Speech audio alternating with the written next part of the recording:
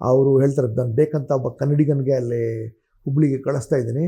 ಹುಬ್ಳಿಲಿ ಯಾವಾಗ ಈ ಬಾವುಟ ಈದ್ಗಾ ಮೈದಾನ ಸಮಸ್ಯೆ ನಡೀತಾ ಇತ್ತು, ಭಾಳ ಜೋರು ಉಗ್ರ ಗಲಾಟೆ ನಡೀತಾ ಇತ್ತು ಅವಾಗ. ಅದು ನನ್ನ ಬ್ಯಾಚಲ್ಲಿ ಕಮಲ್ ಪಂತ್ ಮತ್ತು ಸವಿತಾ ಇವರಿಬ್ಬರಿಗೂ ಜಿಲ್ಲೆ SP ಆಗಿ ಕಳಿಸಿದ್ರು. ನನಗೆ ಮಾತ್ರ DCP ಆಗಿ ಕಳಿಸಿ. ನಾನು ಸ್ವಲ್ಪ ಅಸಮಾಧಾನ ಪ್ರಕಟ ಮಾಡಿ ದೇವೇಗೌಡರು ಕೇಳಿದೆ, ಇಲ್ಲ ಬೇಕಂತ ಹಾಕಿದ್ದೀನಿ, ನೀನು ಕನ್ನಡದವನಿದೆಯಾ, ನೀನು ಅಲ್ಲಿ ಹೋಗಿ ಅಲ್ಲಿಗೆ ಬಗೆಹರಿಸ್ಬೇಕು ಅಂತ. ಆ ಸಮಯದಲ್ಲಿ ದೇವೇಗೌಡರ ನೇತೃತ್ವದಲ್ಲಿ ಈದ್ಗಾ ಮೈದಾನದಲ್ಲಿ ಬಾವುಟ ಹಾರಿಸೋಕ್ಕೆ ಯಶಸ್ವಿ ಆದ್ವಿ ನಾವು. ಮತ್ತು ಒಂದು ದೊಡ್ಡ ಕಾನೂನು ಸುವ್ಯವಸ್ಥೆ ಸಮಸ್ಯೆ ಓವರ್ಕಮ್ ಮಾಡ್ದಂಗೆ ಆಯಿತು ಅಲ್ಲಿ. ಮತ್ತು ಅಲ್ಲಿ ಹೈಕೋರ್ಟ್ ಪೀಠ ಬರಬೇಕು ಅಂತ ಉಗ್ರ ಹೋರಾಟ ನಡೀತಾ ಇತ್ತು.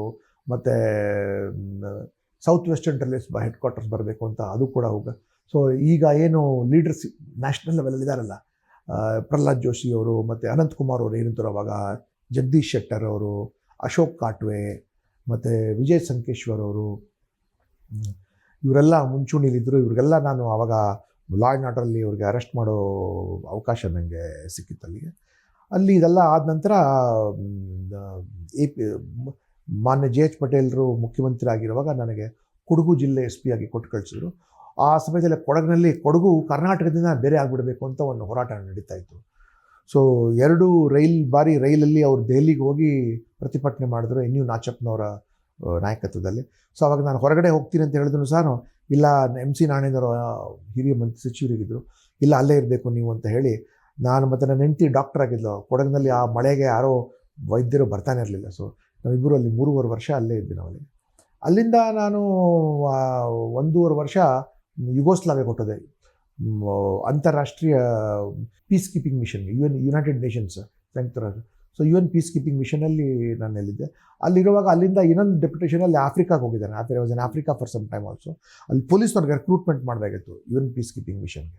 ಸೊ ಅಲ್ಲಿ 1.5 ವರ್ಷ ಇದ್ದು ಬಂದ ನಂತರ ಆಮೇಲೆ ಬಂದ ಕೂಡಲೇ ಸ್ವಲ್ಪ ದಿನ ವೆಯ್ಟ್ ಮಾಡಿ ಬೆಂಗಳೂರು ಗ್ರಾಮಾಂತರ ಜಿಲ್ಲಾ SP ಇದ್ದೆ ನಾನು. ಆಮೇಲೆ ಕಿಯಾನಿಕ್ಸಿನ ಮ್ಯಾನೇಜಿಂಗ್ ಡೈರೆಕ್ಟರ್ ಆಗಿ ಸ್ವಲ್ಪ ದಿನ ಕೆಲಸ ಮಾಡಿದೆ. ದೆನ್ ಬೆಂಗಳೂರು ದಕ್ಷಿಣದಲ್ಲಿ deputy commissioner of police, then KSRTC, then Mysuru police ಆಯುಕ್ತನಾಗಿ ಕೆಲಸ ಮಾಡಿದೆ, ಮೈಸೂರು ಪೊಲೀಸ್ ಆಯುಕ್ತನಾಗಿ. ದೆನ್ ಸಾರಿಗೆ ಆಯುಕ್ತರಾಗಿ 3.5 ವರ್ಷ. ದೆನ್ ಆಂತರಿಕ ಭದ್ರತಾ ಒಳಗೆ, ಆಂತರಿಕ ಭದ್ರತಾ ಆವಾಗ ಪ್ರಾರಂಭ ಆಗಿತ್ತು. 26/11 ಇನ್ಸಿಡೆಂಟ್ ಆಯ್ತಲ್ಲ ಬಾಂಬೆ ಒಳಗೆ. ಸೊ ಇಲ್ಲಿ ನಾವು ಭಯೋತ್ಪಾದನಾ ನಿಗ್ರಹ ದಳ ಶುರು ಮಾಡಬೇಕಾಗಿತ್ತು, ಮತ್ತು ಕೈಗಾರಿಕಾ ಭದ್ರತಾ ಪಡೆ ಚಾಲು ಮಾಡಬೇಕಿತ್ತು, ಆ್ಯಂಟಿ ನ್ಯಾಕ್ಸಲ್ ನಾವು ಭದ್ರಗೊಳಿಸಿದ್ದು ಇಲ್ಲಿಗೆ.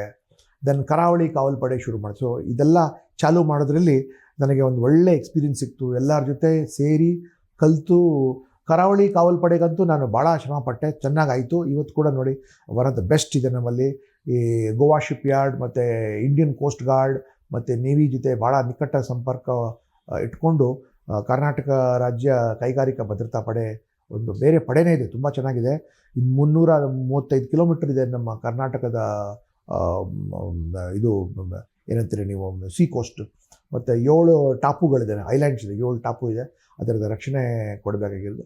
ಸೊ ಇದೆಲ್ಲ ಪೊಲೀಸಲ್ಲಿ ಡೈರೆಕ್ಟಾಗಿ ಕಲಿಯೋಕ್ಕಾಗಲ್ಲ, ಇದೆಲ್ಲ ಹೊರಗಡೆ ಹೋಗಿ ಇದೆಲ್ಲ ನಾನಾ ಹುದ್ದೆಗಳೆಲ್ಲ. ಸೊ ಇದೆಲ್ಲ ಬರೀ you should not become a 24 hour policeman or 24 hour politician. So ಬೇರೆ ಕಡೆ ಹೊರಗಡೆ ಹೋದರೆ ಅಲ್ಲಿರೋ ಕಲ್ಚರ್ ಕಲಿತು ವಾಪಸ್ ಪೊಲೀಸ್ ಇಲಾಖೆಗೆ ಬಂದು ನಮ್ಮ ಪೊಲೀಸ್ ಇಲಾಖೆ ಕಲ್ಚರ್ ನಾವು ಚೆನ್ನಾಗಿ ಮಾಡ್ಬೋದು.